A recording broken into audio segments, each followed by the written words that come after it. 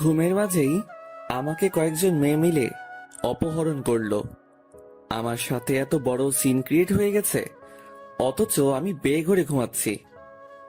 যখন ঘুম ভাঙলো তখন দেখি কয়েকজন মেয়ে মিলে আমার দিকে ভয়ানক দৃষ্টিতে তাকিয়ে আছে। তাদেরকে দেখে মুহূর্তের মধ্যেই ঘুমের সমস্ত রেশ কেটে গেল। আমি হতবাক হয়ে তাকিয়ে আছি তাদের দিকে। কি রে, এভাবে তাকিয়ে কি দেখছিস? আপনারা কারা? আর কোথায় নিয়ে এসেছেন আপনারা আমাকে? আমরা তোর জন, আর তোকে আমরা অপহরণ করে নিয়ে এসেছি। কিন্তু কেন? আমি কি এমন করেছি? তোকে আমাদের ত্রিধা ম্যামের ভালো লেগেছে, তাই তিনি তোকে অপহরণ করতে বলেছে। মেয়েগুলোর কথার আগামাথা কিছুই বুঝলাম না। আমি কার এমন কি ক্ষতি করেছি যে আমাকে এভাবে ঘুম পাতালে অপহরণ করে নিয়ে এসেছে? মাথায় যেন কিছুই খেলছে না। ঠিক তখনই রুমের মাঝে সুন্দরী একটা মেয়ে প্রবেশ করে। মেয়েটা রুমে প্রবেশ করতেই সবাই সোজা হয়ে দাঁড়িয়ে গেল। আই, তোরা সবাই রুম থেকে বের হ। তোদের কাজ শেষ, এবার আমার পালা। মেয়েটার কথা শুনে বুক দুকপুক দুকপুক করতে লাগলো। কিসের পালার কথা বলছে মেয়েটা? আর মেয়েটার এক কথায় সবাই রুম ছেড়ে বের হয়ে গেল।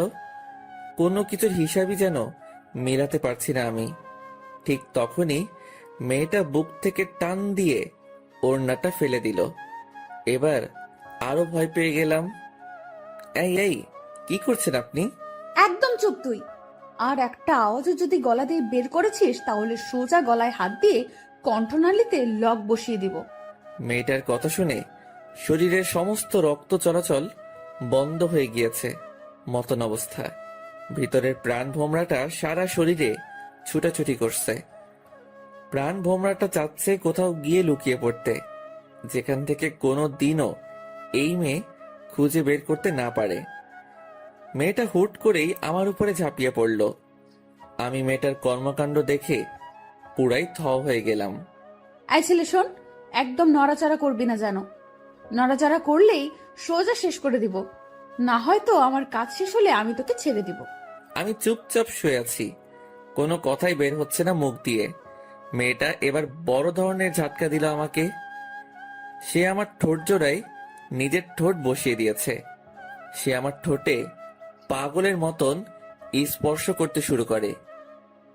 আমার দুই হাত সে নিজের হাতে পেঁচে নিয়ে নিয়েছে। সে আমায় পাগলের মতন চুমো খাচ্ছে, আর আমি মরার মতন বিছানায় শুয়ে আছি। আমার জায়গায় অন্য কেউ হলে সেও মজা নিত, কিন্তু আমার কেন জানি সমস্ত কিছু বিষের মতো লাগছিল। তাই আমি চুপচাপ হয়ে আছি। কিন্তু মেয়েটা আস্তে আস্তে হায়নার রূপ ধারণ করলো। সে আমার ঠোঁটে নিজের ধারালো দাঁত দিয়ে কামড় বসিয়ে দিল। সাথে সাথে ঠোঁট কেটে ব্লাড বের হতে শুরু করেছে, কিন্তু তাও মেয়েটা তার কাজ চালিয়ে যাচ্ছে। সে আমার রক্তগুলো নিজের ঠোঁট দিয়ে চুষে নিচ্ছে। এভাবেই অনেকটা সময় অতিবাহিত হয়ে গেছে। একটা সময় মেয়েটা নিজ ইচ্ছায় আমায় ছেড়ে দিল। আই ছেলে শোন, শহরে এসেছিস কিছুদিন হলো, শহরের হাবভাব হয়তো ভালো করে কিছুই বুঝিস না। তো শোন, কারোর সাথে ইটিস পিটিস করতে যাবি না। আর কেউ তোর সাথে ইটিস পিটিস করতে আসলেও বলবি যে তোর উপরে ত্রিধার হাত পড়ে গেছে। মেয়েটার কথা শুনে আবারও একটা শক খেলাম। আমি শহরে নতুন এসেছি, সেই বিষয়ে মেয়েটা জানলো কি করে? আর তাছাড়া কে এই মেয়ে? তবে নাম তো জানিয়ে দিল যে ত্রিধা। তবে এই নাম ছাড়া তো মেয়েটার বিষয়ে আর বেশি কিছু জানি না। না, মেয়েটার সম্পর্কে জানা দরকার। আচ্ছা, আপনাকে একটা কথা বলার ছিল। হ্যাঁ বল। আমার উপরে কি কারণে এই অত্যাচার? আই ছেলে, তোর সাহস তো কম না, তুই আমাকে কারণ জিজ্ঞেস করিস? তুই কি জানিস আমি কে? না, জানি না, তাই তো জিজ্ঞেস করলাম। দেখ, মাথা খারাপ করিস না। এই শহরে আমার মুখের উপরে কথা বলবে এমন কেউ নেই। তবে তুই যেহেতু জানতে চাইছিস, তাহলে কিছুটা বলি তোকে। শোন, তোকে আমার ভালো লেগেছে, তাই তোর উপরে অধিকার খাটিয়েছি।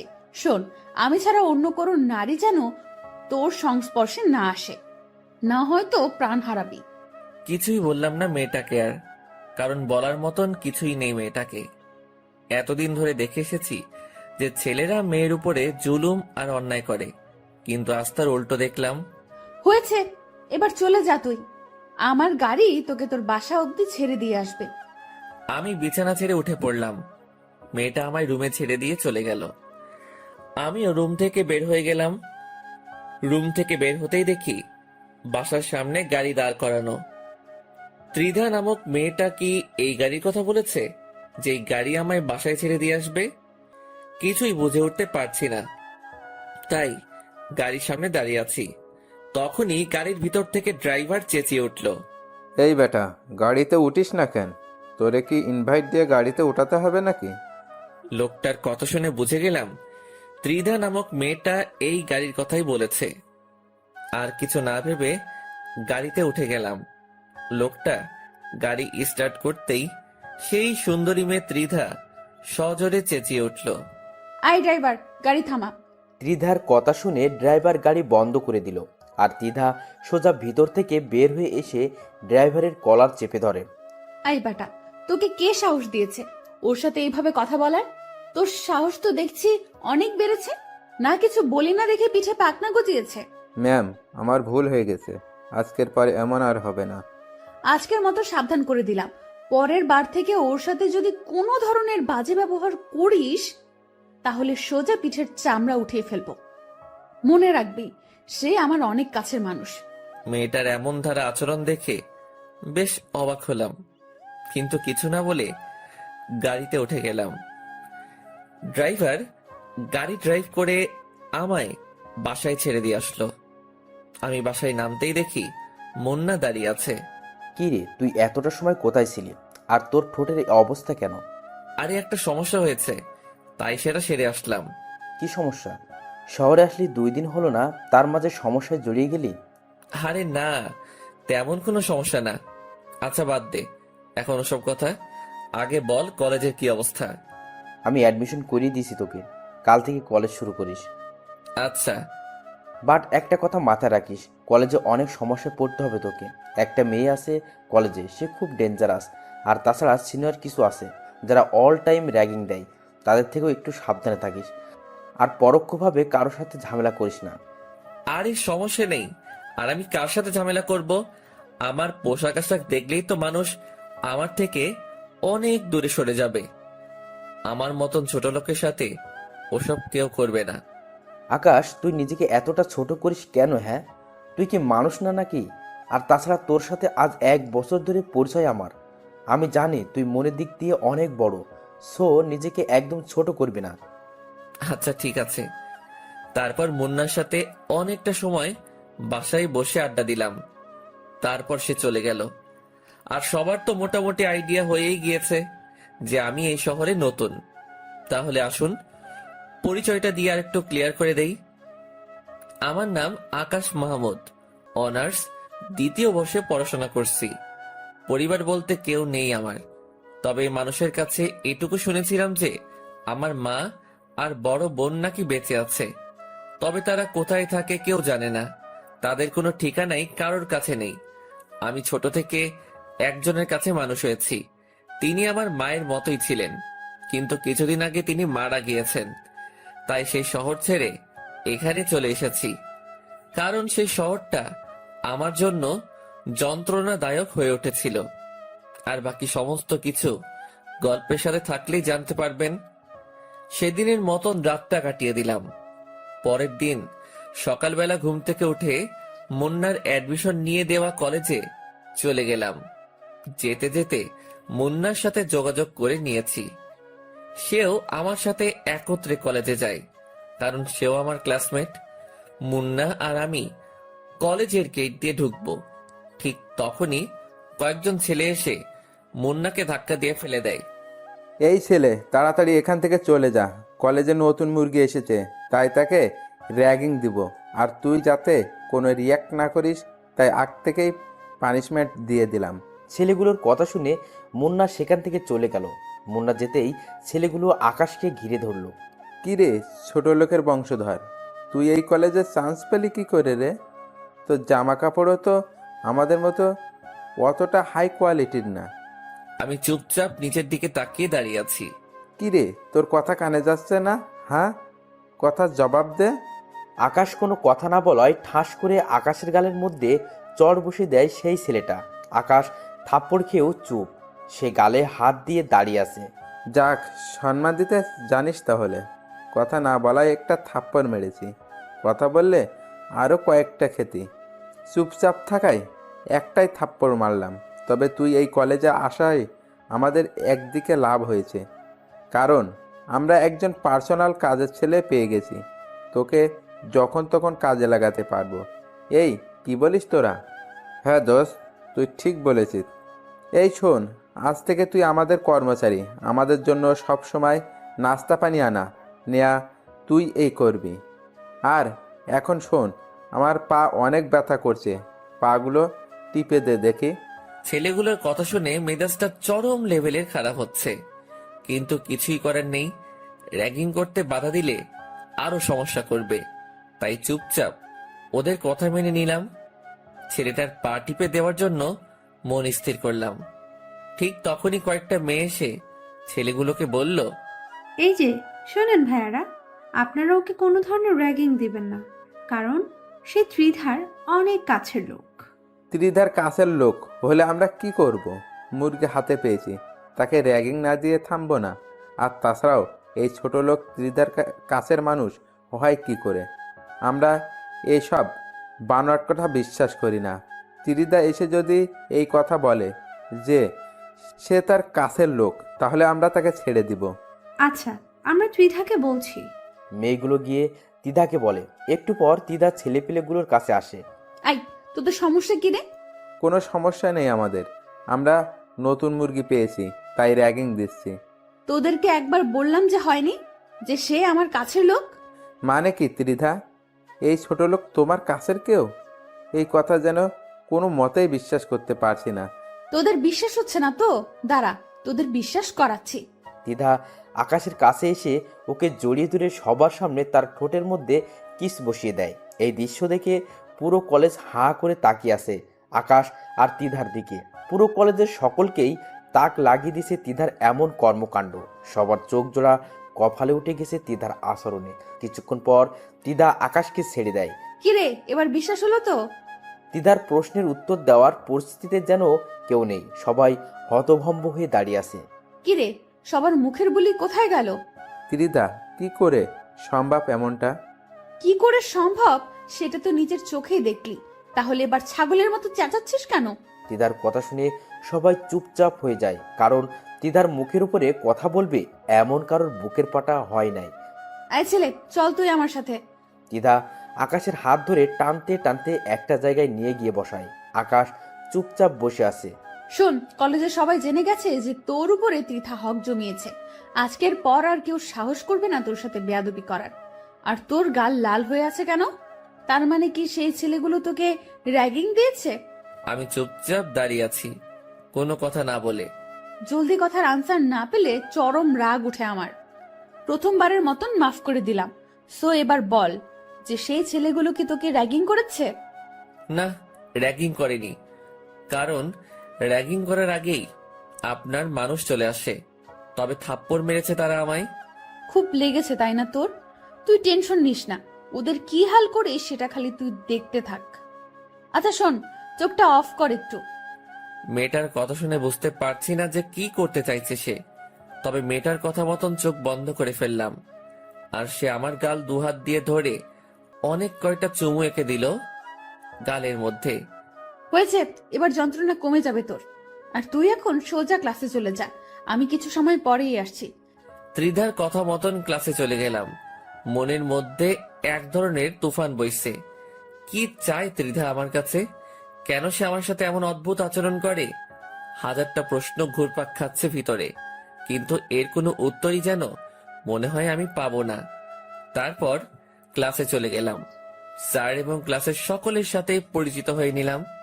সবাই আমার দিকে চোখ পাকিয়ে তাকিয়ে আছে আমার ড্রেস আপ দেখে। আমি লজ্জায় মাথা নুইয়ে রেখেছি। স্যার ক্লাস করতে শুরু করেছে। আজ কলেজের প্রথম দিন। কেমন যেন বেখাপ্পা লাগছে সবকিছু। তবে আশা করি সেটা সময়ের সাথে সাথে চলে যাবে। মুন্না আমার পাশেই বসেছে।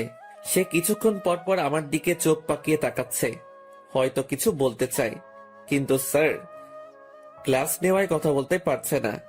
আমি সেই দিকে ভ্রুক্ষেপ না করে ক্লাসে মন দিলাম। কিছু সময় ক্লাস করার পর হুট করে সেই মেয়েটা আমাদের ক্লাসে আসে। সেই মেয়েটা বলতে ত্রিধা আর কি। তারপর সে এসে স্যারকে বলে, স্যার, আমার কিছু কথা বলার আছে সবার উদ্দেশ্যে। হ্যাঁ ত্রিধা বলো। সবাইকে উদ্দেশ্য করে বলতেছি। এই সেকশনে একটা নতুন ছেলে এসেছে, যার নাম হলো আকাশ। সে আমার প্রিয় মানুষ। ওর সাথে ইটিস পিটিস করার চেষ্টা করবে না কেউ। আমি যদি জানতে পারি যে কেউ ওর সাথে উল্টাপাল্টা কিছু করার ট্রাই করেছে, তাহলে সোজা মেরে কোমায় পাঠিয়ে দেব। তিদার কথা শুনে একজন বলে ওঠে, যে না পোশাক আশাকর, ওকে দেখতে তো ছোট লোকের মতো মনে হয়। ওর সাথে কে ওসব করতে যাবে? মেয়েটার কথা শুনে তিদার চরম পর্যায়ে রাগ উঠে যায়। সে সোজা এসে মেয়েটার গালে ঠাস ঠাস করে কয়েকটা থাপ্পড় লাগিয়ে দেয়। আইনে, নিজেকে কি মনে করিস? হ্যাঁ, তার পোশাক আশাক তোদের মতো নামি দামি না দেখে কি সে মানুষ না? নাকি তোরা টাকার গরমে আসমানে চলাফেরা করছিস? কোনটা? তিদার ধমকে মেয়েটা চুপ হয়ে যায়।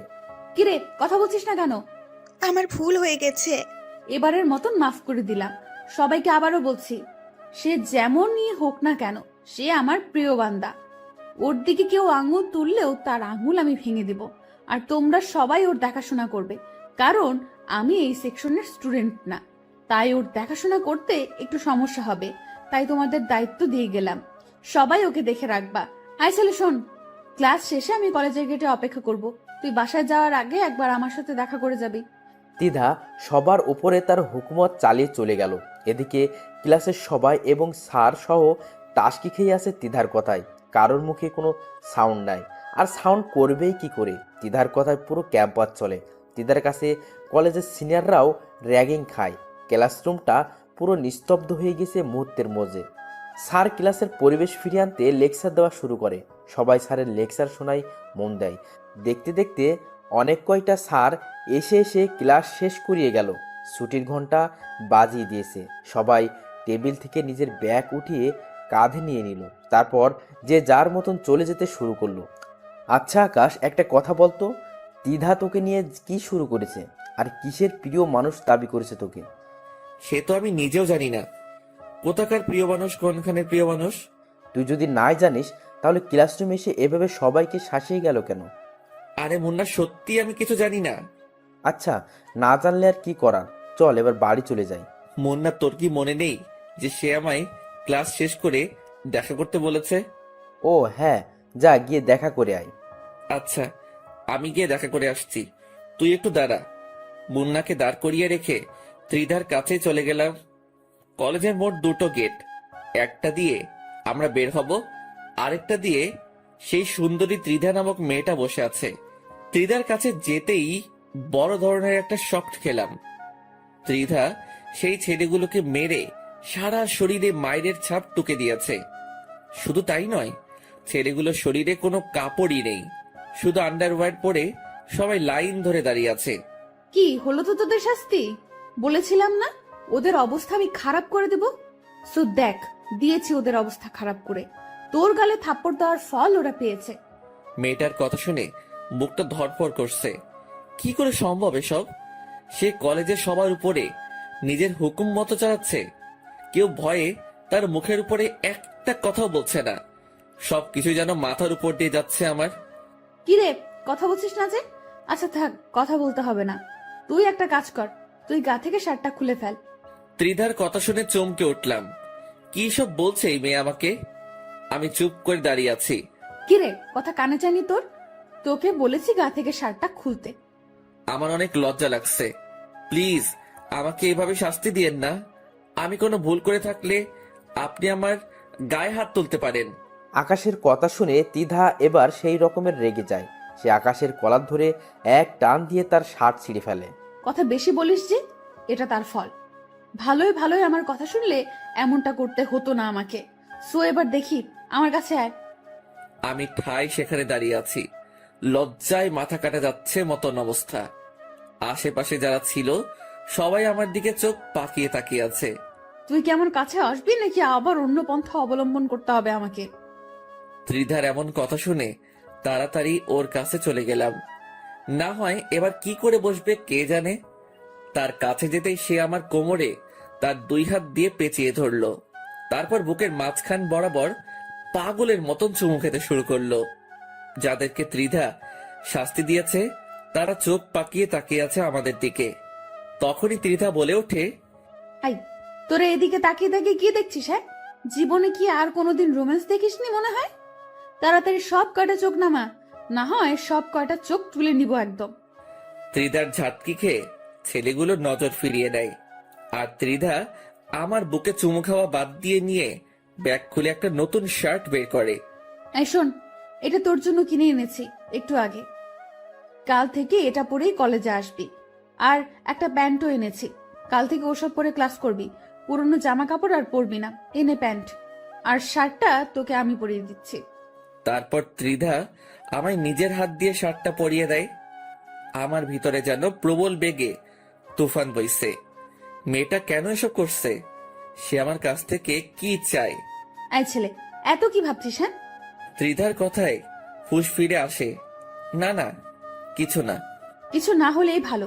এবার দেখি, আমার পাশে এসে বস। চুপচাপ তার পাশে গিয়ে বসলাম। তার পাশে বসতেই সে রোমান্টিক ভাবে আমার কাঁধে মাথা রেখে হেলান দিয়ে বসে। মেয়েটার আচরণ দেখে আমি যেন কোনো এক শূন্য মহাশয়ে ভাসছি, যেখানে কোনো কিছুর অস্তিত্ব নেই, যেখানে আছে শুধু এই মেয়ের আশ্চর্যজনক ভালোবাসা। আচ্ছা শোন না, ওদেরকে কি মাফ করে দিব? আমি তো জানি না, ওদের বিষয়ে আপনি না ভালো বলতে পারবেন। আই, তোকে বলতে বলেছি, সো তুই বলবি। আচ্ছা আচ্ছা, মাফ করে দিন। আই, তোরা চলে যা, তোদের মুক্তি মিলে গেছে। আমার প্রিয় তোদেরকে মাফ করে দিতে বলেছে। ত্রিধার কথা শুনে ছেলেগুলো চলে গেল। শুধু আমি আর ত্রিধা সেখানে বসে আছি। ঠিক তখনই হুট করে পেছন থেকে কেউ একজন এসে আমাকে ধাক্কা মারে। আমি সেভাবে প্রস্তুত না থাকায় ধাক্কার প্রেসারে মাটির উপরে গিয়ে ছিটকে পড়লাম। আমার সাথে সাথে ত্রিধাও পড়ে গেল। মাটি থেকে উঠে ঘাড় ঘুরে পিছনে তাকাতেই অবাক হয়ে গেলাম, কারণ যে আমায় ধাক্কা দিয়েছে সে আর কেউ না, সে হলো মুন্না। কিন্তু সে হঠাৎ আমায় এভাবে ধাক্কা দিয়ে ফেলে দিল কেন? এটার রহস্যই যেন খুঁজে পেলাম না। মুন্না, কি করলি এটা তুই? Akash, sorry sorry, I extremely sorry. বিশ্বাস কর, আমি ভেবেছিলাম যে তুই আমায় না জানিয়ে অন্য কারোর সাথে ইটিস পিটিস করছিস, কিন্তু আমি জানতাম না যে এটা আমাদের কলেজের সেই লিডার মেয়ে। আর তাছাড়া আমি মস্কারি করে ধাক্কা দিয়েছি, আমি ভাবতেও পারিনি যে তোরা এভাবে পড়ে যাবি। মুন্না, এভাবে কেউ মস্কারি করে? হ্যাঁ, কারোর যদি কোনো ক্ষতি হয়ে যেত তখন কি করতি? সত্যি আমি বুঝতে পারিনি রে। আচ্ছা থাক, হয়েছে। আমি ত্রিধার দিকে হাত বাড়িয়ে দিলাম তাকে মাটি থেকে ওঠানোর জন্য, কিন্তু সে আমার সাপোর্ট না নিয়ে মাটি থেকে উঠে দাঁড়িয়ে গেল আর মুন্নার দিকে অগ্নি দৃষ্টিতে তাকিয়ে আছে। আমার বুঝতে বাকি রইল না যে ত্রিধা এখন মুন্নাকে কাঁচা গিয়ে খেয়ে ফেলবে। ত্রিধা হুট করে দৌড়ে গিয়ে পাশে পড়ে থাকা একটা কাঠের টুকরো নিয়ে আসলো। তারপর সে তেড়ে ফুড়ে মুন্নার দিকে এগিয়ে যায়। এই জানোয়ারের বাচ্চা, তুই কোন সাহসে এসে ধাক্কা দিয়েছিস আমাদেরকে? আমার ভুল হয়ে গেছে, প্লিজ আমায় মাফ করে দিন। তোর মাফের গুষ্টি মার। বলে তিধা ধ্রম করে একটা বাড়ি বসিয়ে দেয় মুন্নার শরীরে। মুন্না বাড়ি খেয়ে সাথে সাথে দৌড়ে গিয়ে আকাশের পিছনে লুকায়। আকাশ, প্লিজ তুই আমাকে বাঁচা, আমি ভুল করে এমনটা করেছি, আর কোনোদিনও এমন কিছু করব না আমি। এই যে প্লিজ, আপনি ওকে মাফ করে দিন। সে বুঝতে পারে নাই, না বুঝে এমনটা করেছে। এই ছেলে, চুপ একদম। ওকে আজকে আমি জন্মের শিক্ষা দিয়ে ছাড়বো, আর তুই সরে যা ওর সামনে থেকে, না হয় কিন্তু তোকেও মেরে হাড়গোড় ভেঙে ফেলবো। প্লিজ আপনি শান্ত হন। এই, তোর শান্তর গুষ্টি মারি। রাখ তোর শান্ত তোর কাছে। তিধা আজকে পুরোপুরি খেপে গিয়েছে। সে দৌড়ে গিয়ে মুন্নাকে আবার মারতে শুরু করে। আকাশ যে তাকে বাধা দিচ্ছে সেটাতেও সে মানছে না। সে মুন্নাকে মারতে মারতে মাটিতে ফেলে দেয়। তিধার এমন রাগ দেখে আকাশের বুঝতে বাকি নেই যে আজ খারাপ কিছু ঘটবে। না, মেয়েটাকে থামানো দরকার, কিন্তু কি করে থামাবো তাকে? মাথায় যেন কিছুই কাজ করছে না, মাথায় পুরো জটলা পেকে গেছে। তৎক্ষণাৎ আর কিছু না পেয়ে ত্রিধাকে পেছন থেকে গিয়ে ঝাপটে জড়িয়ে ধরলাম। 2 হাত দিয়ে তাকে পেঁচিয়ে নিয়ে শক্ত করে জড়িয়ে ধরেছি। মেয়েটার সারা শরীর আগুনের মতন হিট হয়ে আছে। এ ছেলে, তুই আমাকে ছেড়ে দে। ওকে না খেলালে আজকে শান্তি আমার লাগবে না। না, আমি আপনাকে ছাড়বো না। প্লিজ, আপনি আগে শান্ত হন। মেয়েটাকে নিজের শরীরের সমস্ত শক্তি দিয়ে জড়িয়ে ধরেছি, কিন্তু সে আমার থেকে ছাড়া পাওয়ার আপ্রাণ চেষ্টা করছে। কিন্তু আমি তো তাকে ছাড়বো না। তবে সেও নাছোড়বান্দা, সেও তার কাজ চালিয়ে যাচ্ছে। শেষমেশ আর কিছু না পেয়ে ত্রিধার ঠোঁট জোড়ায় নিজের ঠোঁট বসিয়ে দিলাম। এবার সে শান্ত হয়ে গেল। অন্যদিকে মুন্নাকে হাত দিয়ে ইশারা করে চলে যেতে বলতেছি। সে আমার ইশারা মতন সেখান থেকে চলে যায়। এদিকে ত্রিধা পুরো পাগল হয়ে গিয়েছে। তার মাথা থেকে মায়ের ভূত তো নেমেছে, কিন্তু আরেকটা ভূত চেপে ধরেছে তাকে। তাকে আমি অনেকক্ষণ যাবৎ ছাড়ার চেষ্টা করছি, কিন্তু সে আমার ঠোঁট জোড়া নিজের আয়ত্তে নিয়ে রেখেছে। তার থেকে কোনোভাবেই নিজেকে ছাড়াতে পারছি না। সে আমার ঠোঁটের অবস্থা 12টা বাজিয়ে দিয়েছে। সে হুট করেই আমার ঠোঁটের মধ্যে নিজের দাঁত বসিয়ে দিয়ে পরে ছেড়ে দেয়। তার ধারালো দাঁত আমার ঠোঁট পুরো ক্ষত করে দিয়েছে। সেই ক্ষতটা থেকে চুইয়ে চুইয়ে রক্ত পড়তে শুরু করে। আমি অবাক চোখে ত্রিধার দিকে তাকিয়ে আছি। এই ছেলে, এইভাবে তাকিয়ে থেকে কোনো লাভ নেই। সবে মাত্র তোর ঠোঁটে স্পর্শ করেছি, এখনো তোর সারা শরীর বাকি আছে। ধীরে ধীরে তোর সারা শরীরে স্পর্শ করব আমি। তোর সারা শরীর আমার, শুধু তোর শরীর না, পুরো তুইটাই আমার। আচ্ছা শোন, এখন বাসায় চলে যা তুই। আমার একটা কাজ আছে, আমি সেটা সেরে বাসায় যাব। আমি সেখান থেকে সোজা বাসায় চলে আসলাম।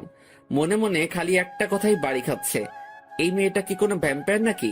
না, হয়তো এমনটা কেন করে সে? না দেখি এর শেষ কোথায় হয়। তারপর বাসায় এসে ফ্রেশ হয়ে নিলাম। তারপর খাবারটা শেষ করে বিছানায় গা এলিয়ে দিয়ে ফেসবুকিং করছি। হঠাৎ এই নিউজ ফিডের একটা পোস্ট সামনে এলো। অনেক কয়টা ছেলেকে নাকি একইভাবে মেরে গাছের সাথে লটকে রেখেছে রংবাজ নামক কোনো একটা গ্যাংয়ের ছেলে পেলে। এই নিউজ দেখে বুকের ভিতরে ছ্যাত করে উঠল। এই রংবাজ গ্যাং আবার কোথা থেকে উৎপত্তি হলো? এদের কি খেয়ে দিয়ে কোনো কাজ নাই নাকি? তোর মূর্খ সব কয়টা। এসব বিষয়ে আমি নাক না ঘামালেও চলবে। তারপর কিছুটা সময় ফেসবুকিং করে ঘুমিয়ে গেলাম। বিকাল বেলায় ঘুম থেকে উঠতেই মুন্না ফোন দিল। আকাশ, ধন্যবাদ রে আমাকে ওই মেয়ের হাত থেকে বাঁচানোর জন্য। তুই না থাকলে সেই মেয়ে আজ আমাকে মেরেই ফেলতো। আরে বাদ দে ওসব কথা। বন্ধু বন্ধু বিপদে না আসলে কিসের কি? হ্যাঁ সেটাই। আচ্ছা শোন, কোথায় আছিস তুই? কোথায় থাকবো আবার, বাসাতেই আছি। আচ্ছা আমি আসছি, তুই বাসায় এই থাক। আচ্ছা। তারপর ফোন রেখে দিয়ে উঠে হাত মুখ ধুয়ে নিলাম। তারপর বসে বসে মুন্নার অপেক্ষা করছি। একটু পর এই দরজায় কড়া নাড়ালো কেউ। উঠে গিয়ে দরজা খুলে দিলাম। দরজা খুলতেই দেখি ত্রিধা দরজার সামনে দাঁড়িয়ে আছে। ত্রিধাকে দেখে বিশাল রকমের একটা শক খেলাম। এই, আপনি এখানে কেন? সেই কৈফিয়ত কি তোকে দিতে হবে নাকি? না, তা না, আসলে হঠাৎ করে আসলেন তো তাই। আমার যখন ইচ্ছা হবে তখনই তোর কাছে আসবো। সো এবার ভেতরে ঢুক, আর টিভি থাকলে চালু কর। একটু পর টিভিতে একটা রোমান্টিক মুভি দিবে, দুজনে বসে বসে মুভি দেখব। আর আমি পপকর্নও নিয়ে এসেছি, সেই মজা হবে আজকে। ত্রিধার কথা মতন ভাঙাচোরা টিভিটা চালু করে দিলাম। তারপর দুজনে বসে বসে টিভি দেখছি। ত্রিধা ত্রিধা আমায় জড়িয়ে ধরে বুকের উপরে মাথা দিয়ে রেখেছে। ঠিক তখনই মুন্না ঘরের মধ্যে প্রবেশ করে। ত্রিধা আসায় সেই যে দরজা খুলেছি আর লাগাইনি। মুন্না আসার সময় হাতে করে নাস্তা নিয়ে এসেছিল। সে ত্রিধাকে দেখে নাস্তাগুলো সেইভাবেই ঘরের মধ্যে ফেলে রেখে এক দৌড়ে ঘর ছেড়ে পালিয়ে যায়। এই বেয়াদব ছেলে, ওই ছেলে তোর বাসায় কেন এসেছে? সে আমার বন্ধু হয়, তাই এসেছে। তো এইভাবে দৌড়ে পালালো কেন? আপনাকে দেখে। যা, ওকে গিয়ে ধরে নিয়ে আয়। ওকে ধরে এনে আমার সামনে হাজির কর।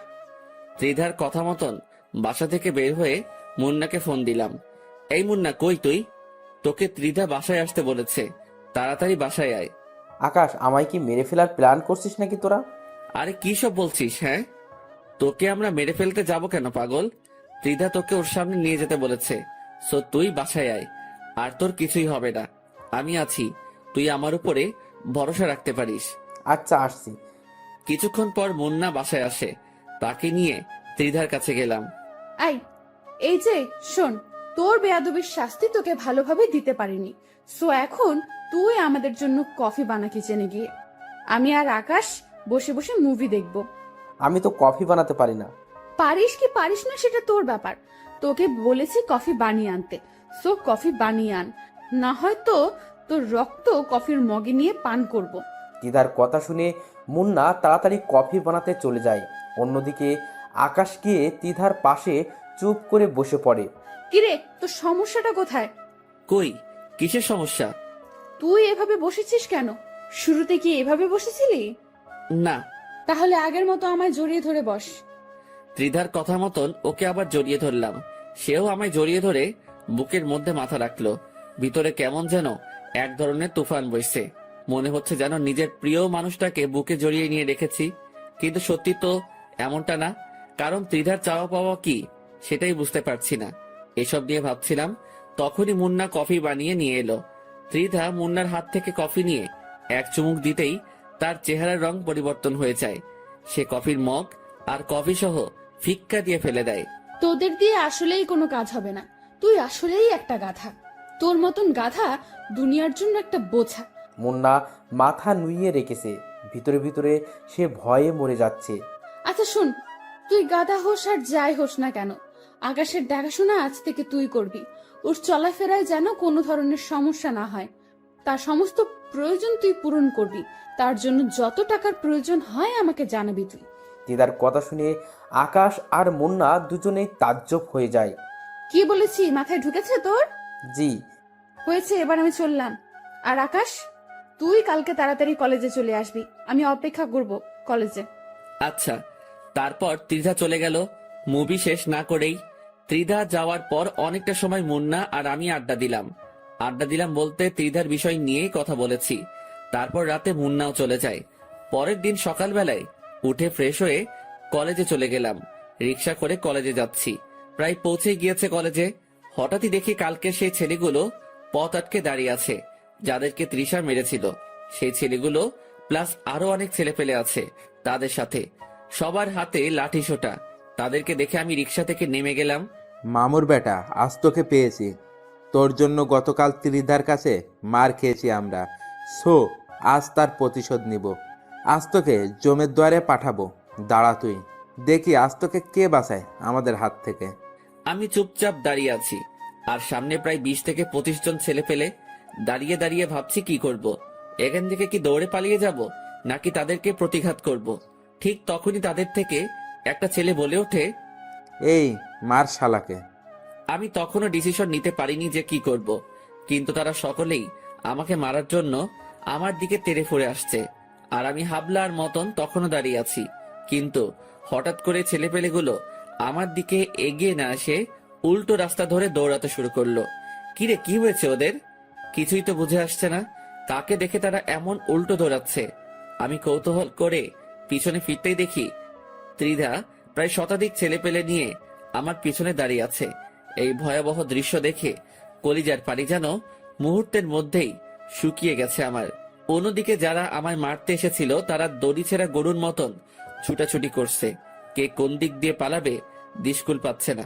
তখনই ত্রিধা চেঁচিয়ে উঠল, এই তোরা সব কয়টাকে ধরে এনে আমার সামনে হাজির কর। তিধার কথা মতন তার ছেলেপিলেগুলো তাদের পিছনে ছুটে যায় যারা পালাতে ধরেছে। আর তিধা এসে আকাশের সামনে দাঁড়ায়। এই ছেলে, তুই ঠিক আছিস তো? হ্যাঁ, আমি ঠিক আছি। ভাগ্যিস, আর একটু দেরি করলে অনেক বড় সমস্যা হয়ে যেত। আল্লাহ বড় বাঁচিয়েছে তোকে, যে আমি সময় মতো চলে এসেছি। কিন্তু ওদেরকে আমার হাত থেকে কেউ বাঁচাতে পারবে না। আমার ছেলে পেলে ওদেরকে ধরে আনতে গেছে। ওদের পিঠের চামড়া আমি আজকে তুলে ফেলবো। তিধা আকাশের সামনে দাঁড়িয়ে আছে। তিধার ছেলেপিলেরা একটু পর ফিরে আসে। আপু, ওদের একটাকে ধরতে পেরেছি, বাকি সব কয়টা পালিয়ে গেছে। আচ্ছা, সমস্যা নেই। যাকে ধরে এনেছিস আগে তার হিসেব নিকেশ করি। ওর সাথে এমন হিসেব নিকেশ করব যে বাকি সব কয়টা ওর অবস্থা দেখে শুধরে যাবে। আমি চুপচাপ ত্রিধার সাথে দাঁড়িয়ে আছি, আর ত্রিধার আগে ফসফস করছে। তার উপরে যেন কোনো ভয়ঙ্কর পিশাচিনি ভর করেছে। সে তার দলের ছেলে একটা থেকে হকি নেই। তারপর যাকে ধরে এনেছে তাকে গণহারে মারতে শুরু করে। মারতে মারতে সারা শরীর ফাটিয়ে ফেলেছে তার। তারপর সে ছেলেটাকে ছেড়ে দিয়ে তার লোকদের বলে, এই তোরা বেটাকে একদম চিরতরে পঙ্গু করে দেন। আমি আমার খায়েশ মিটিয়ে নিয়েছি। আচ্ছা আপু, আমরা দেখছি। ওকে। এই আকাশ, চল তুই আমার সাথে। ত্রিধা আমাকে তার সাথে করে নিয়ে আসলো। তারপর সেখান থেকে নিয়ে এসে সোজা কলেজে চলে গেল। শোন, সোজা ক্লাসে যাবি, একদম কারোর সাথে কোনো রকমের মাখামাখি করবি না। আর কোনো সমস্যা হলে আমাকে ডাক দিবি, মনে থাকবে কথা? আচ্ছা। তারপর ক্লাসে চলে আসলাম, কিন্তু মনের ভিতরে বিশাল রকমের খুশি লাগছে যে কেউ আমার জন্য নিজের সমস্তটা বাজি রাখতে পারে, কেউ আমাকে মৃত্যুর মুখ থেকে ছিনিয়ে আনতে পারে। ত্রিধা নামক মেয়েটাকে মনে ধরে গেছে। আচ্ছা, মেয়েটা কি আমাকে ভালোবাসে? না হলে এমন করে কেন? ভিতরে ভিতরে হাজারটা প্রশ্ন ঘুরপাক খাচ্ছে। তবে আমার দিক থেকে আমি ঢুলে পড়েছি, সেটা আমি শিওর। না, এই মেয়েটাকে আমার চাই। ওর মতন মেয়ে কারো লাইফে থাকলে মৃত্যুও সেই ব্যক্তির কাছে আসতে ভয় পাবে। মনে মনে কিছু একটা ভেবে নিলাম। তারপর ক্লাসে মন দিলাম। স্যার লেকচার দিচ্ছে, কিন্তু আমার মন অন্যদিকে। দেখতে দেখতে ক্লাস শেষ হয়ে গেল। আজ মন না ক্লাসে আসেনি। আমি চুপচাপ ক্লাস শেষ করে বের হয়ে গেলাম। ক্লাস থেকে বের হতেই দেখি ত্রিধা অনেক কয়েকজন মেয়ের সাথে গেটের সামনে বসে আছে। সে আমাকে দেখতে পেয়েই ডাক দিল। আয় আকাশ, এদিকে আয়। আমি সোজা চলে গেলাম তার কাছে, গিয়ে তার পাশে চুপচাপ বসে পড়লাম। সে আমায় ব্যাগ থেকে পানির বোতল বের করে দিল। নে এটা খা, অনেক সময় তো ক্লাস করে এসেছিস। আমি ভদ্র ছেলের মতন পানির বোতলটা হাতে নিয়ে গটগট করে সবটা খেয়ে ফেললাম। ত্রিধার সাথে মেয়েগুলো আমার দিকে তাকিয়ে আছে। আয় ছেলে, তুই এতগুলো পানি খেলি কোন কারণে? নাস্তাগুলো খাবি কি করে এখন? আমি চুপচাপ মেয়েটার দিকে তাকিয়ে আছি। এইভাবে তাকিয়ে লাভ নেই। পানি খেয়েছিস তো খেয়েছিস, নাস্তা শেষ করার আগে যদি উঠেছিস তাহলে সোজা খবর করে দেব। নে খা, হা কর এবার। আমি তাজ্জব হয়ে গেলাম মেয়েটার কথায়। হা করে তাকিয়ে আছি মেয়েটার দিকে। সত্যি, মেয়েটাকে যত দেখছি ততই অবাক হচ্ছি। কি রে, কথা কানে যায়নি তোর? কি বলেছি আমি? আমি তাড়াতাড়ি হা করলাম। সে ব্যাগ থেকে নাস্তা বের করে নিজের হাতে খাওয়াতে শুরু করলো। এদিকে আমার ভিতরে ভালোবাসার জোয়ার বয়ে চলেছে। ইস, মেয়েটা কি রকম কেয়ার করে আমার। সে নিজের হাতেই সবটুকু খাবার আমাকে খাইয়েছে। আমাকে খাওয়া দাওয়া শেষ করিয়ে নিজের ওড়না দিয়ে মুখ মুছে দেয়। সেটা দেখে তার সাথের একজন মেয়ে বলে ওঠে, ত্রিধা, তুই কি পাগল হয়ে গেছিস? সে কখন থেকে দেখছি তুই এই ছোট লোকটার খাতির যত্ন করছিস। তোদের মাঝে কি কিছু চলছে নাকি? আমাকে বলতো। সাদিয়া, মুখ সামলে কথা বল। ওকে নিয়ে একটা বাজে কথাও না। আর তার সাথে আমার কিছু চলছে কি চলছে না তা দিয়ে তোদের কাজ কি? বাপরে, তুই তো দেখি অনেক পরিবর্তন হয়ে গেছিস ত্রিধা। এই ছেলে কি এমন জাদু করেছে তোকে? তুই আমাদের সাথে এভাবে কথা বলছিস? সাদিয়া, আবারও বলছি, মুখ সামলে। আর তোরা এখন যা এখান থেকে, ওর সাথে আমার কিছু কাজ আছে। ওকে, ঠিক আছে, চলে যাচ্ছি। কিন্তু মনে রাখিস, এই ছেলে তোর মান ইজ্জত ডুবাবে। সেটা সে সময় দেখা যাবে, এখন তোরা যা তো। আমি ত্রিধার ব্যবহার দেখে হা করে তাকিয়ে আছি তার দিকে। যেই মেয়ের এত পাওয়ার, সেই মেয়ে আমার মতন একটা ছেঁচড়ার পিছনে ঘুরছে। শুধু তাই নয়, সেই মেয়ে আমার জন্য তার ফ্রেন্ডেরও পিছু দিতে দুবার ভাবিনি। তার মানে কি মেয়েটা সত্যি আমাকে ভালোবাসে, না এটার পিছনে কোনো ধরনের চক্র চলছে? কে জানে। না, এটা যাচাই বাছাই আমাকে করতেই হবে। আই ছেলে, কোথায় হারিয়ে গেলি তুই? না, কোথায় হারাবো? দেখি, আর একটু কাছে এসে বস, আমি একটু নেশা করব। মেয়েটার কথার আগামাথা কিছু বুঝলাম না, তবে আমি তার সামনে গিয়ে বসেছি। সে হুট করেই ঠোঁট জোড়ায় স্পর্শ করে বসে। মেয়েটার এমন ধারা কাজ দেখে বুঝতে বাকি রইল না যে সে এটাকেই নেশা বলেছে। মেয়েটা চুমু খেয়ে চলেছে, কিন্তু আজ আমিও চুপ নেই। আমিও আজ তার সাথে সাড়া দিচ্ছি। এতদিন সে আমায় প্রেসার দিয়ে আমার ঠোঁটেই স্পর্শ করেছে, কিন্তু আমি কোনো সাড়া দেইনি। কিন্তু আজ কেন জানি তার উল্টো করলাম। আজ তার মোহে পড়ে গেছি। পাগলের মতন চুমু খাচ্ছি দুজন দুজনকে, কিন্তু হুট করে সে আমাকে ধাক্কা দিয়ে সরিয়ে দিল। আই ছেলে, বাসায় চলে যা তুই। না, আমি যাব না। যাবি না মানে? আমি আপনাকে জড়িয়ে ধরবো। কি পাগল হয়ে গেছিস মনে হয়? না, আমার মতন মাথায় সিট তরুণ নড়ে গেছে। সে যাই হবে হোক, আমি জড়িয়ে ধরবো। কথা যেটা বলেছিস সেটাই। সোজা এখন বাসায় চলে যাবি তুই। আচ্ছা আচ্ছা, ঠিক আছে, যাচ্ছি আমি। তারপর চলে আসতে ধরলাম সেখান থেকে, কিন্তু মেয়েটা আমায় পিছন থেকে ডাক দিল। আয় আকাশ, শোন। দৌড়ে চলে গেলাম তার কাছে। নে জড়িয়ে ধর একটু, তারপর সোজা বাসায় চলে যাবি।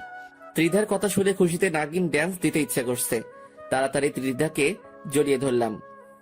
কিছুক্ষণ জড়িয়ে ধরে সেখান থেকে চলে আসলাম। ত্রিধার কথা মতন সোজা বাসায় এসেছি। বাসায় এসে সেভাবে শুয়ে পড়লাম। শরীর অনেক ক্লান্ত লাগছে আজকে, আর তাছাড়া খেয়েই তো এসেছি। সেভাবে ঘুমিয়ে পড়লাম। এক ঘুমে মাগরিবের সময় উঠেছি। ঘুম থেকে উঠে হালকা পাতলা ফ্রেশ হয়ে নিলাম। তারপর পড়তে বসলাম, কিন্তু পড়ায় মন বসছে না। ভিতরে খালি একটাই জিনিস সেট হয়ে আছে, সেটা হলো ত্রিধা। ওকে ঘিরেই মনের সব বাসনা এখন আমার। না, যেমনটা ভেবেছি তেমনটাই করব। হালকা পাতলা প্ল্যান মোতাবেক কাজ করলাম। দেখি কপালে কি আছে। তারপর পড়া বই খাতা উঠিয়ে রেখে সেখানে ঘুমিয়ে পড়লাম। পরের দিন সকালবেলায় ঘুম থেকে উঠে কলেজে চলে গেলাম। গিয়ে দেখি মুন্না গেটের সামনে দাঁড়িয়ে আছে, কিন্তু ত্রিধাকে কোথাও দেখলাম না। হয়তো এখনো আসেনি। মুন্নাকে বললাম, মুন্না, তোর সাথে তো ত্রিধা মোটামুটি ফ্রি হয়েছে, তুই এই কাগজটা ত্রিধাকে দিবি। সে আসলে আমি ক্লাসে চলে গেলাম, কারণ আমার লজ্জা করছে কাগজটা দিতে। না হয় আমি দিতাম। কি আছে এতে আকাশ? হারে, তেমন কিছু না, তুই খালি এটা ওর হাতে দিলেই হবে। দেখিস উল্টোপাল্টা কিছু হলে কিন্তু পরে আমাকে কেলাবে। আরে না, কিছুই হবে না, সে একটু পরেই আসবে। তুই এটা দিয়ে সোজা ক্লাসে চলে আসবি, আমি ক্লাসেই আছি। মুন্নার হাতে কাগজটা দিয়ে ক্লাসে চলে গেলাম। অনেকটা সময় ধরে ক্লাসের ভিতরে অপেক্ষা করছি, কিন্তু মুন্না আসছে না। ঠিক তখনই অনেক কয়টা ছেলে ক্লাসের ভিতরে ঢুকে পড়ে। তারপর তারা আমার কাছে এসে আমার কলার ধরে টানতে টানতে ক্লাসরুমের বাহিরে নিয়ে যায়। আমি কিছুই বুঝে উঠতে পারছি না যে কি হচ্ছে। তারা আমাকে ক্লাসরুম থেকে বের করে কলেজ মাঠে নিয়ে গিয়ে ইচ্ছে মতন মারতে শুরু করে। এই, তোমরা আমাকে মারছো কেন? তোমরা কি জানো যে ত্রিধা যদি একবার এই খবর পায় তাহলে তোমাদের কি অবস্থা হবে? আকাশের কথা শুনে ছেলেপিলেগুলো হাসতে শুরু করে। হাসালি ভাই তুই? ত্রিধা আপু তোকে মারতে পাঠিয়েছে, বলেছে তোকে মেরে তোর হাত পা ভেঙে ফেলতে। কি, ত্রিধা আমায় মারতে তোমাদের পাঠিয়েছে? হ্যাঁ, তিনি তোকে মারতে পাঠিয়েছে। আকাশ ছেলেপিলেগুলোর কথা শুনে চমকে ওঠে। ঠিক সেই সময় তিদা সেখানে আসে। কি রে কুকুরের বাচ্চা, তোর সাথে একটু ভালো ব্যবহার করেছি বলে তুই ধরে নিয়েছিস যে আমি তোকে ভালোবাসি? হ্যাঁ, আপনি তো আমাকে ভালোই বাসেন, না হয়তো আমার কেয়ার করতেন না। আকাশের কথা শুনে তিধা আরও ক্ষেপে যায়। সে পা থেকে জুতো খুলে আকাশের গালে ইচ্ছে মতন অনেক কয়টা বাড়ি বসিয়ে দেয়। ছ্যাচরার বাচ্চা, সেসব কোনো ভালোবাসা ছিল না। সেসব আমি একজনের সাথে বাজি ধরে করেছি। বাজি বলতে একটা গেম খেলছিলাম, সেখানে আমি ডেয়ার নেওয়ায় আমার ফ্রেন্ড আমাকে বলে যে তুই চোখ অফ কর, তারপর চোখ খোলার পর ফার্স্ট যাকেই চোখের সামনে দেখতে পাবি তাকেই পটিয়ে দেখাতে হবে। তার থেকে প্রেমের প্রপোজাল নিতে হবে। সেদিন চোখ খোলার পর তুই সামনে চলে এসেছিস, তাই তোর থেকে প্রপোজাল পাওয়ার জন্য এসব করতে হয়েছে আমাকে। না হয়তো তোর মতন 2 টাকার ছেলেকে খেয়ে ভালোবাসতে যাবে। আসলে ভুলটা আমারই ছিল যে আমি নিজের স্ট্যাটাস ভুলে গিয়ে তোর মতন ছ্যাচরার সাথে এতদিন চলেছি। না হয়তো তোর মতন ছোট লোক কোনোদিনও আমাকে এই প্রপোজ লেটার দিতে পারতো না। যদিও কি ফিনিশ করেছি, কিন্তু তোর থেকে প্রপোজাল পেয়ে ঘৃণা লাগছে অতিরিক্ত মাত্রায় নিজের কাছে। নিজেকে ভালো করে একবারও আয়নায় দেখেছিস কখনো? নাচতে নাচতে এসেছিস আমাকে প্রপোজ করতে। কোথায় তুই আর কোথায় আমি? আমি হলাম শহরের নাম করা রংবাজ গ্যাংয়ের লিডার, যার পেছনে হাজার হাজার ছেলে ঘুরে। তাছাড়া আমার বাবাও শহরের নামি দামি লোক। আর তুই সেই মেয়েকে প্রপোজ করতে চলে এসেছিস জানোয়ার। মার তোরা বেটাকে, মেরে একদম সারা শরীর ফাটিয়ে ফেলবি ওর। ত্রিধার কথা শুনে কলিজার পানি পুরো শুকিয়ে গেছে। নিজের কাছে নিজেকে এতটা অসহায় লাগছে যা বলে বোঝাতে পারবো না। কিন্তু সে কাজটা ভালো করলো না, আর সে আমায় গ্যাংয়ের পাওয়ার দেখাচ্ছে যে সে রংবাজ গ্যাংয়ের লিডার। অথচ আমি যদি একবার নিজের ফুল ফর্মে চলে আসি তাহলে সে নিজেই কবর খুঁড়ে নিজেকে নিজেই দাফন করে দিবে। ছেলেপেলেগুলো আমার বেধড়ক মারতে শুরু করে, আর আমি অসহায়ের মতন মায়ের খেয়ে চলেছি। মুন্না পাশেই দাঁড়িয়ে আছে। সে আমায় বাঁচানোর জন্য যে এগিয়ে আসবে সেই সাহস সে করতে পারছে না। তারা আমায় মারতে মারতে সারা শরীর ফাটিয়ে ফেলে, তাও তাদের খায়েশ মিটেনি। আমি পাগলের মতন মাটির উপরে পড়ে গেলাম। এখনই যেন জ্ঞানটা হারিয়ে ফেলবো আমি। ঠিক তখনই একটা ছেলে আমার তলপেট বরাবর সজোরে এক লাথি মারে। লাথিকে মাগো বলে চিৎকার করে উঠলাম। এত ভয়ঙ্কর রকমের যন্ত্রণা হচ্ছিল যে টিকতে না পেরে বমি করে দিলাম। তারা আমার এই ভয়াবহ অবস্থা দেখে মুক্ত করে দিল আমাকে। আই থাক, আর মারিস না ছোট লোকটাকে, না হয়তো পরে সোজা উপরেই চলে যাবে, তারপর আরেক বিপদ বাঁধবে তখন। ত্রিধার কথা মতন ছেলেপিলগুলো মার বন্ধ করে দেয়। তারপর তারা চলে যায়। তারা চলে যেতেই মুন্না দৌড়ে আসে আকাশের কাছে। এই আকাশ, ঠিক আছিস তো তুই? দেখি, উঠে দাঁড়া। মুন্না আকাশের হাত ধরে তাকে মাটি থেকে উঠায়। এই আকাশ, তোর অবস্থা তো বেশি একটা ভালো না, চল তোকে নিয়ে হসপিটালে যাই। তার কোনো প্রয়োজন নেই, তুই ক্লাসে চলে যা, আর আমি বাসায় চলে যাচ্ছি। এই আকাশ, তুই কি পাগল হয়ে গেলি? হ্যাঁ, তোর শরীরের অবস্থা একবারও দেখছিস তুই? মুন্না, আমি তোকে বলেছি তুই ক্লাসে চলে যা। না, আমি ক্লাসে যাব না, আমি এখান থেকে তোকে নিয়ে সোজা হসপিটালে যাব। এই মুন্না, তোকে আমি বলেছি হসপিটালে যেতে, তুই তারপরেও আমার মুখের উপরে কথা বলছিস কোন সাহসে? খুব জোর চেঁচিয়ে বলে। মুন্না আকাশের ভয়ঙ্কর চেহারা দেখে ভয় পেয়ে যায়। আচ্ছা আচ্ছা, আমি ক্লাসে যাচ্ছি, কিন্তু প্লিজ তুই সোজা গাড়ি নিয়ে বাসায় চলে যা। হ্যাঁ, আমি বাসায় চলে যাব, তুই এখন ক্লাসে যা। আচ্ছা, চললাম। মুন্না ক্লাসে চলে গেল, আর আমি সেখান থেকে চলে আসলাম। মাথা যেন চরকির মতন ঘুরপাক খাচ্ছে। সচ্ছলভাবে হাঁটার শক্তিটাও হারিয়ে ফেলেছি, কিন্তু তাও আমি নিজের জোরে কলেজ থেকে বেরিয়ে গেলাম। কারণ এত পরিমাণ লজ্জা লাগছে নিজের কাছে, যা বলে বোঝাতে পারবো না। তারা যখন আমায় মেরেছে তখন পুরো কলেজ আমার দিকে চোখ পাকিয়ে তাকিয়েছিল। আজকের পর পুরো কলেজ আমায় বাঁকা চোখে দেখবে। সবার চোখে কালার হয়ে গেলাম এই যাত্রায়। রাস্তা দিয়ে হাঁটছি আর এসব কথা ভাবছি, কিন্তু হঠাৎ এই মাথাটা বিশাল রকমের চক্কর দিয়ে উঠল। আমার সমস্ত দুনিয়াদারি ঘুরতে শুরু করলো। চোখে যেন আর কিছুই দেখতে পাচ্ছি না। হুট করেই মাথায় হাত দিয়ে রাস্তার মাঝে বসে পড়লাম। ঠিক তখনই কোথা থেকে যেন অল্প বয়সী একটা মেয়ে দৌড়ে আসে আমার দিকে। এই যে, কি হয়েছে আপনার? আর আপনার সারা শরীরে এইসব কিসের দাগ? আমার মাথা অনেক ঘুরছে আর এসব চোট পেয়ে হয়েছে। দেখি, চলুন আপনি আমার সাথে, পাশেই আমার বাসা, সেখানে কিছুটা সময় রেস্ট নিয়ে বাসায় চলে যাবেন না হয়। ইস, কতখানি লেগেছে আপনার। মেয়েটার কথা শুনে ভিতরটা ফেটে যাচ্ছে, কারণ সেও মেয়ে আর ত্রিধাও একটা মেয়ে। এই মেয়ে আর ত্রিধার ভিতরে আকাশ পাতাল ব্যবধান। কেউ মেরে মানুষের ভিতরটাকে জখম করে দিচ্ছে, আর কেউ সে মানুষটাকে বাঁচানোর জন্য হাই হতাশ করছে। মেয়েটা আমায় ধরে ধরে তার বাসায় নিয়ে গেল, তারপর আমায় রুমের মাঝে নিয়ে গিয়ে সোফায় বসিয়ে দিল। পরে সে ভিতরে গেল। এদিকে আমার যন্ত্রণা আরো বেড়ে গেছে, আর টিকে থাকতে পারলাম না। সেইভাবেই জ্ঞান হারিয়ে ফেললাম। 3 দিন পর জ্ঞান ফিরে এসেছে। জ্ঞান ফিরে আসতেই দেখি আমি বিছানার উপরে শুয়ে আছি, আর পাশে সেই মেয়েটা আরেকজন মহিলা বসে আছেন। সম্ভবত মেয়েটার মা উনি। এখন কেমন লাগছে বাবা তোমার? জি ভালো। আজ 3 দিন পর তোমার জ্ঞান ফিরেছে। এই 3 দিনে কতটা টেনশন হচ্ছিল জানো? কি 3 দিন পর আমার জ্ঞান ফিরেছে মানে? হ্যাঁ বাবা, আমার মেয়ে তোমার বাসায় নিয়ে আনার পর এই তুমি জ্ঞান হারিয়ে ফেলেছো, আর আজ এই তোমার জ্ঞান ফিরেছে।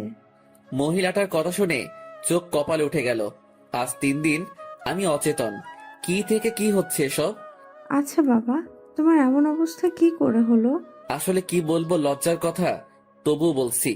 আমি একজনকে ভালোবাসতাম, কিন্তু সে আমার সাথে গেম খেলেছে। তার এই গেম সম্পর্কে আমার ধারণা ছিল না।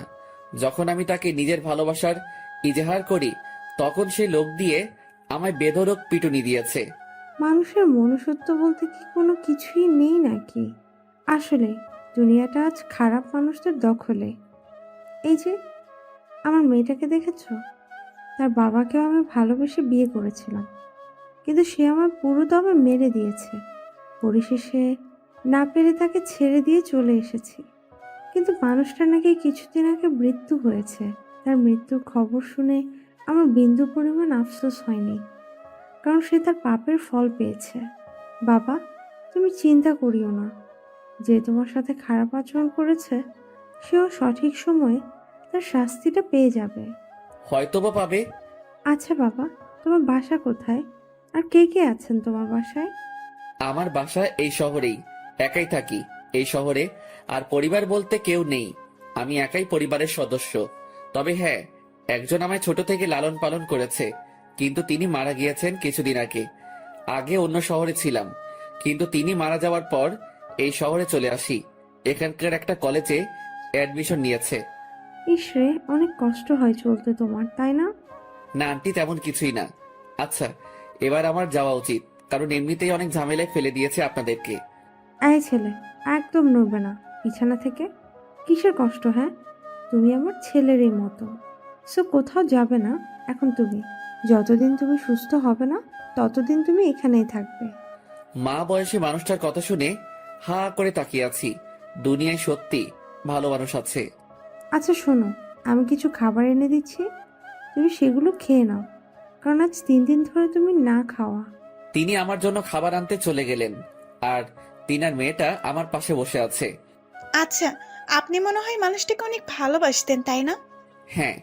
সত্যি মানুষটা অনেক বেশি কষ্ট পাবে এই ব্যবহারের জন্য। অবশ্যই সে বুঝবে একদিন। এইভাবেই কয়েকটা দিন কেটে গেল বাড়ির মানুষগুলোর সাথে। মানুষগুলো সত্যি অনেক ভালো। আমায় সুস্থ করার জন্য তারা আপ্রাণ চেষ্টা করেছে। আজ একটু সুস্থতা অনুভব করছি। সেসব কিছুর ক্রেডিটই এই দুটো মানুষের। এসবের মাঝে আমার ফোনটা কোথায় যেন হারিয়ে ফেলেছি। ঠিক তখনই আন্টির মেয়ে এসে আমায় ফোনটা দিল হাতের মধ্যে। আপনি এই ফোনটা পেলেন কোথায়? আপনাকে বাসায় এনেছিলাম যেই দিন, সেদিন আপনার পকেট থেকে ফোনটা সোফায় পড়ে যায়, পরে আমি সেটা সামলে রাখি। ধন্যবাদ। মেয়েটার হাত থেকে ফোনটা নিলাম। ফোনটা অফ হয়ে আছে। পাওয়ার বাটন ক্লিক করে ফোনটা ওপেন করলাম। ফোন ওপেন করতেই দেখি মুন্নার প্রায় 2 শতাধিক কল। এটা দেখে মাথায় আবার চক্কর দিয়ে উঠল। আচ্ছা এই যে শোনেন, আমার না একটু বের হতে হবে, কারণ আমার ফ্রেন্ড আমায় না পেয়ে হতাশ হয়ে আছে। আচ্ছা, আমি আম্মুকে বলছি। মেয়েটা গিয়ে তার আম্মুকে বলল তার মা আকাশের কাছে আসে। এই ছেলে, কোথায় যাবে তুমি? আমার একটু কলেজে যেতে হবে, কারণ আমার ফ্রেন্ড অনেক চিন্তা করছে আমার জন্য। আচ্ছা ঠিক আছে, কিন্তু কলেজ থেকে সোজা আবার এখানে ফিরে আসবে। আর তুমি যাওয়ার সময় সাথে করে তিন্নিকে নিয়ে যাবে, কারণ তোমার অবস্থা ভালো না। তিন্নি সেই মেয়েটার নাম যে আকাশকে তার বাসায় এনেছে। আচ্ছা। তারপর তিন্নিকে সাথে নিয়ে কলেজে চলে গেলাম, আর মুন্নার নাম্বারে মেসেজ করে বললাম কলেজ মাঠে আসতে। যদিও সে এখন কলেজে থাকবে, কারণ এখন কলেজ টাইম। কলেজে গিয়ে অপেক্ষা করতে লাগলাম মুন্নার জন্য। একটু পর মুন্না ক্লাসরুম ছেড়ে বের হয়ে আসলো।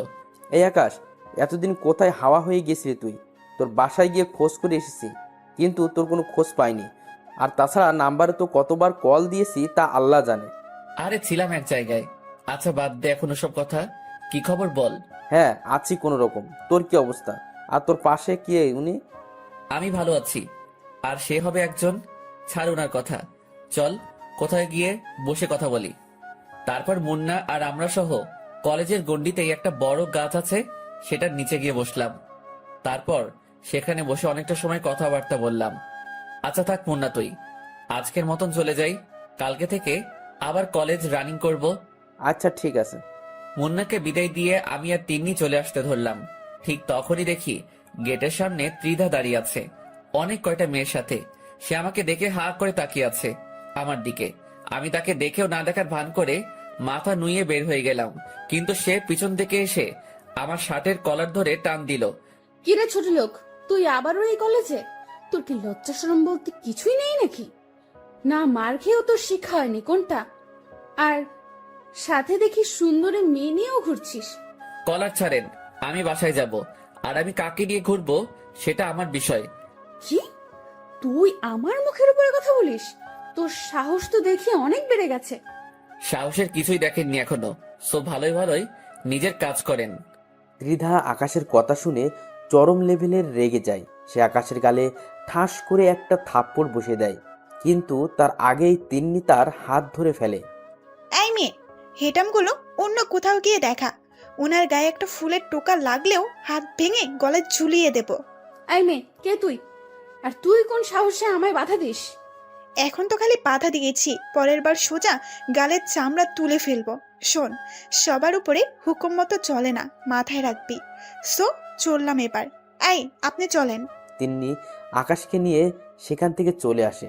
তিন্নির আচরণে ত্রিধা পুরো রেগে মেগে আগুন। সে পিছন থেকে চেঁচিয়ে বলে, তোরা আজ দুইটা বাসায় যাস কি করে তা আমিও দেখব। একবার তো ছোট লোক তোকে মেরেছি, এবার আবার মার খাবি তুই। তোর সাথে সাহসী বডিগার্ডটাকেও দেখে নিব। ত্রিধার কথা শুনে তিন্নি যেতে যেতে পিছনে ফিরে বলে, ঠিক আছে, দেখা দেখি তোর ক্ষমতা। আমিও তোর ক্ষমতা দেখতে চাই। এই যে তিন্নি চলেন, ওর মতন ফালতুমের কথা না ভাবাই ভালো। তারপর তিন্নিকে নিয়ে হাঁটা দিলাম সেখান থেকে। রিকশায় করে বাড়ি ফিরছি, ঠিক তখনই দেখি রাস্তায় অনেক কয়জন ছেলে পেলে দল বেঁধে আমাদের পথ আটকায়। কি রে আকাশের বাচ্চা, অনেক উঠতেছিস বলে তুই? কিরে, তোদেরকে ত্রিধা পাঠিয়েছে মনে হয়? কে পাঠিয়েছে সেসব তোর ভাবতে হবে না, আমাদের কাজ হচ্ছে তোকে কেলানো। সো এবার পাক্কা মার্ডার হবে তুই আমাদের হাতে। আচ্ছা ঠিক আছে, দেখি কত বড় বুকের পাটা তোদের, আমায় মেরে দেখা। তিন্নি, আপনি রিকশায় বসুন, ওদেরকে আমি দেখছি। আকাশের কথা শুনে ছেলেপিলেগুলো আরও ক্ষেপে যায়। বেশ কয়েকজন ছেলেপিলে তেড়ে ফুড়ে আসে আকাশকে মারার জন্য। আকাশ চুপচাপ দাঁড়িয়ে আছে। যেই না ছেলেপিলেগুলো আকাশের সামনে আসে, তখনই সব কয়টা লাশ হয়ে মাটির উপরে আসলে পড়ে। এই দৃশ্য দেখে সবাই থতমত খেয়ে যায়। বিশেষ করে যারা আকাশকে মারতে আসে, তাদের কলিজার সমস্ত পানি যেন শুকিয়ে গেছে। তারা বুঝে উঠতে পারছে না যে কি ঘটছে তাদের সাথে। যেই সামনে এগোচ্ছে আকাশকে মারার জন্য, সেই মরা লাশ হয়ে মাটিতে পড়ে আছে। কিরে, মারবি না তোরা আমায়? আয় মার দেখি এবার তোরা। এই ছেলে, কি চাল চেলেছিস তুই? তাড়াতাড়ি বল আমাদের, না হয় কিন্তু অনেক খারাপ হয়ে যাবে। আরে শোন, আমার কোনো চাল চালার প্রয়োজন হয়নি। চাল চালার আগেই তোদের অনেকের অবস্থা নরকে পরিণত হয়ে গেছে। আর চাল চাললে তো এখন আমার সাথে দাঁড়িয়ে কথা বলার পরিস্থিতিতে থাকতে পারতি না। মানে কি? কে তুই? আর আমাদের ছেলেপেলের এমন ভয়ঙ্কর অবস্থা হচ্ছে কেন? আমি কে সেটা শুনলে তোরা নিজেরাই আজরাইলকে ডেকে এনে বলবি তোদের জান কবজ করে দিয়ে যেতে। তুই কিন্তু অতিরিক্ত করে ফেলছিস, এর ফল কিন্তু তোকে ভোগ করতে হবে। আর তুই আমাদের কিছু সংখ্যক ছেলেকে মেরে নিজেকে মহান কিছু দাবি করিস না। মনে রাখিস, এখনো আমার পিছনে অনেক কয়জন ছেলেপেলে দাঁড়িয়ে আছে। আরে পাগলা, তুই আমাকে ছেলে পেলের পাওয়ার দেখাচ্ছিস না? চুপ করে আছি দেখে পেয়ে বসেছিস কোনটা? যেমনটা ভাবিস তুই, কিন্তু এটা পাকাপোক্তভাবে লিখে রাখ যে আজ আমার ছেলেপেলের হাতেই তোর মৃত্যু হবে। আচ্ছা ঠিক আছে, সে না হয় তুই মারিস আমাকে, কিন্তু একবার ভালো করে নিজের পিছনে তাকিয়ে দেখতো। আকাশের কথার মতন ছেলেটা পিছনে ফেরে, কিন্তু সে পিছনে ফিরতেই তার নজর সেদিকে আটকে যায়। কারণ সে দেখতে পায় যে তার ছেলেপেলের পিছনে বিশাল একটা রাক্ষসের দল দাঁড়িয়ে আছে। সব কয়টার হাতে মেশিন, যেই মেশিন তারা বাপের জন্মেও চোখে দেখেনি। কিরে, কিছু দেখতে পেলি? আকাশের কথা শুনে ছেলেটা জায়গায় দাঁড়িয়ে থরথর করে কাঁপতে শুরু করে। ভাই, কে তুই? আর দানবের মতো ছেলেপেলেগুলো কে? আগেই তো বললাম যে আমি কে সেটা জানলে নিজেই ইনভাইট দিবি আজরাইলকে। আর দানবের মতন ছেলেপেলেগুলোর কথা বলছিস তো, ওরা তোদের রক্ত চুষতে এসেছে। এবার দেখি পালিয়ে যাস কোথায় তোরা সব কয়টা। আকাশের কথা শুনে ছেলেফেলেগুলোর কাঁপুনি ছুটে যায়। সবাই যেন নিজের চোখের সামনে মৃত্যুকে দেখতে পাচ্ছে। ত্রিধা, তুই পাওয়ার ভুল মানুষের সাথে এসে দেখিয়েছিস। তোর আগে মানুষ যাচাই করে নেওয়া উচিত ছিল, কিন্তু তা তুই করিসনি। পোশাক দেখেই মানুষকে বিবেচনা করেছিস তুই। সেটার ফল এবার তোকে ভোগ করতে হবে। কিন্তু তোকে আমি আরো কিছুটা দিন সময় দিব উড়ার জন্য, কারণ এখনো তোর প্রতারণার ঘোর কেটে উঠতে পারিনি। সেটা কেটে উঠি, তারপর তোর সাথে আমার খেলা হবে। আর এই, তোরা এদের সব কয়টাকে উপরে পাঠিয়ে দে, আমার কাজ আছে, আমি চললাম। এই তিন্নি চলেন। আমি আর তিন্নি হাঁটা দিলাম। তিন্নি আমার দিকে চোখ পাকিয়ে পাকিয়ে তাকাচ্ছে।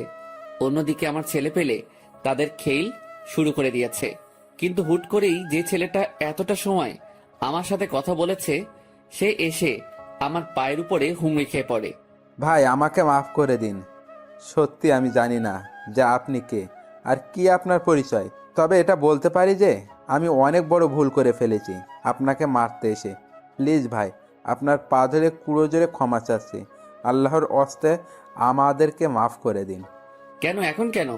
তোরা না আমায় মারতে চেয়েছিলি, কিন্তু এখন কেন পা ধরে মাপ চাইছিস? ভাই, আমরা আপনাকে চিনতে পারিনি।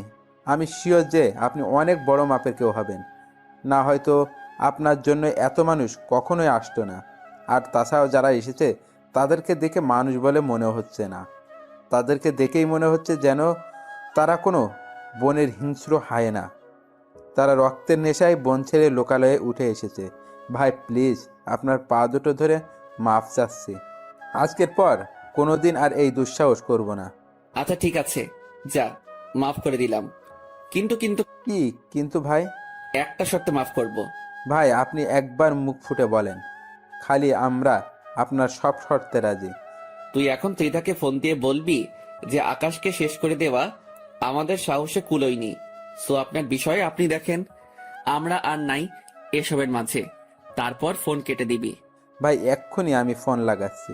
ছেলেটা ফোন লাগিয়ে দিয়ে দিদাকে সেম কথা বলে যা আকাশ তাকে শিখিয়ে দিয়েছে। ভাই এবার তো আমাদের ক্ষমা করে দিবেন।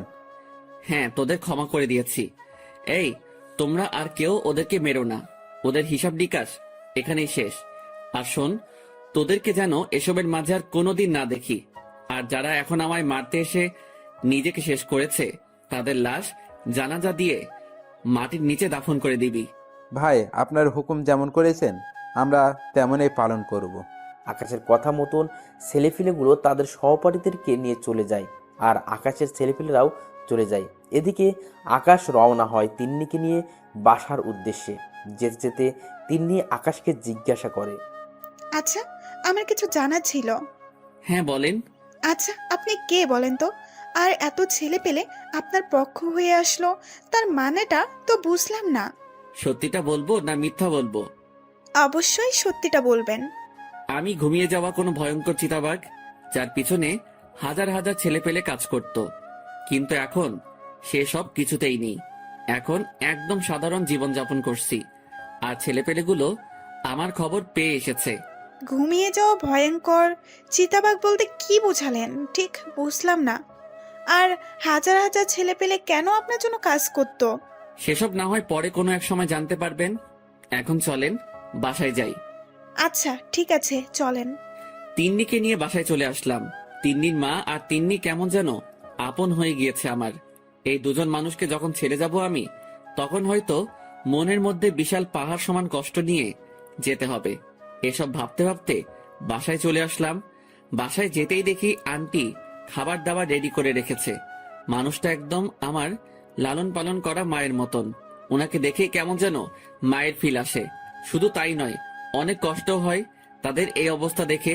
স্বামী নেই, কতটা কষ্ট করে জীবনযাপন করছে তিনারা। মনে মনে ঠিক করে নিলাম যে এখান থেকে যাওয়ার আগে ওনাদের জন্য কিছু একটা করে যাব। বাসায় এসে ফ্রেশ হয়ে খেতে বসলাম। আন্টি খাবার বেড়ে দিচ্ছে। আন্টি, আপনি আর তিন্নিও আমাদের সাথে খেতে বসেন। না বাবা, অনেক কাজ আছে, সেই সব শেষ না করে খাওয়া দাওয়া করা হবে না। আরে বাদ দিন না কাজ, আগে আমার সাথে খেয়ে নিন দুটো করে, পরে না হয় কাজ শেষ করবেন। দরকার হয় আমিও আপনার কাজে সাহায্য করব। বাবা সত্যি, তুমি লক্ষ্মী একটা ছেলে। তোমায় কে গর্ভে ধরেছে জানি না, তবে বড়াই করে বলতে পারি যে সেই মা সার্থক। হয়েছে, এবার তো খেতে বসুন। হ্যাঁ বাবা, বসছি। এই তিন্নি, খেতে আয় তুই, আজ তিনজন মিলে একসাথে খাবো। সবাই মিলে একসাথে খেতে বসলো। এভাবেই দেখতে দেখতে ওনাদের সাথে দিনটা কাটিয়ে দিল আকাশ। পরের দিন সকালে উঠে কলেজে চলে গেলাম। কলেজে যেতেই দেখি ত্রিধা গেটের সামনে দাঁড়িয়ে আছে। সে হয়তো আমার জন্যই অপেক্ষা করছিল এতটা সময়। আমি কলেজের গেট দিয়ে প্রবেশ করতেই সে আমার কলার ধরে টেনে কলেজের এক সাইডে নিয়ে যায়। জায়গাটা অনেক নীরব, কলেজের কারোর তেমন যাতায়াত নেই এই পথে। সে আমায় সেখানে নিয়ে গিয়ে হুট করে আমাকে ধাক্কা দিয়ে মাটির উপরে ফেলে দেয়। কিরে, তুই আমার ছেলে পেলেকে শাসিয়ে এসছিস কোন সাহসে? নেতা হয়ে গেছিস তুই? হ্যাঁ, তুই আমায় চিনিস বেয়াদবের বাচ্চা? আমার আশেপাশে দাঁড়ানোর যোগ্যতাও তো তোর নেই, ছোট লোক কোথাকার। আমার বাবা শহরের নামি দামি লোক, আর তুই এসে আমার সাথে টক্কর নিস? আকাশ দ্বিধার কথা শুনে মুস্কি মুস্কি হাসছে, কিন্তু দ্বিধার রাগ উঠে যায় আকাশের আচরণে। সে আকাশের বুকে পাড়া দিয়ে তার কপালে পিস্তল ঠেকিয়ে ধরে। অন্যদিকে আকাশ মাটিতে অসহায়ের মতন পড়ে আছে, তার যেন প্রাণভোমরা মুখ দিয়ে বের হয়ে যাবে মতন অবস্থা। দিদার শরীরের সমস্ত শক্তি দিয়ে আকাশের বুকে পাড়া দিয়ে ধরেছে। ত্রিধা, তুমি কি আমায় মেরে ফেলবে? হ্যাঁ, মেরে ফেলতে চেয়েছিলাম, কিন্তু এখন কেন যেন মারতে ইচ্ছে করছে না তোকে। তবে কারণটা হয়তো তুই ভালো করে জানিস, যে তোর ঠোঁটজোড়া দেখলে আমি আর নিজেকে সামলে রাখতে পারি না। তো এখন কি করবে তুমি? মারলে একদম চিরতরে মেরে ফেলো তুমি আমায়। প্লিজ আমায় বাঁচিয়ে রেখে যন্ত্রণাগুলো আরো লাঘব করে দিও না। এই ছেলে, আমি কি করব সেটা তুই আমার উপরে ছেড়ে দে। তবে এখন তোর উপরে অত্যাচার করব আমি, আর তুই আমাকে তুমি করে বলছিস কোন সাহসে? আকাশ তিধার কথা শুনে চুপ হয়ে যায়, আর তিধা পিস্তল কোমরে গুজে আকাশের উপরে ঝাঁপিয়ে পড়ে। সে আকাশের ঠোঁট জোড়ায় নিজের ঠোঁট বসিয়ে দিয়েছে। মুহূর্তের মধ্যেই যেন তিধার হায়নার রূপ ধারণ করে নিয়েছে। সে আকাশের ঠোঁট কামড়ে ক্ষত বিক্ষত করে দিয়েছে। শুধু তাই নয়, আকাশের গলায় বুকে তার ভয়ঙ্কর দাঁতগুলোকে বসিয়ে দেয়। তিধা আকাশের যেই অঙ্গে স্পর্শ করেছে সে অঙ্গ থেকেই চিরচির করে রক্ত বেরোচ্ছে। এদিকে আকাশ তিধার এই ভয়ঙ্কর আচরণ সহ্য করতে না পেরে যন্ত্রণায় ছটফট করতে করতে জ্ঞান হারিয়ে ফেলে। তিধা আকাশের এমন অবস্থা দেখে তাড়াতাড়ি তাকে ছেড়ে দেয়। তারপর ব্যাগ থেকে পানি বোতল বের করে আকাশের উপরে ছিটিয়ে দেয়। অনেকক্ষণ পর আকাশের জ্ঞান ফিরে আসে। সে আবার আকাশের উপর ঝাঁপিয়ে পড়ে। আজ তোর ধৈর্যের বাহিরে গিয়ে তোর উপরে অত্যাচার করব। কিন্তু আকাশ এবার আর চুপ করে থাকে না। সে শরীরের সমস্ত শক্তি দিয়ে তিধাকে ধাক্কা মারে।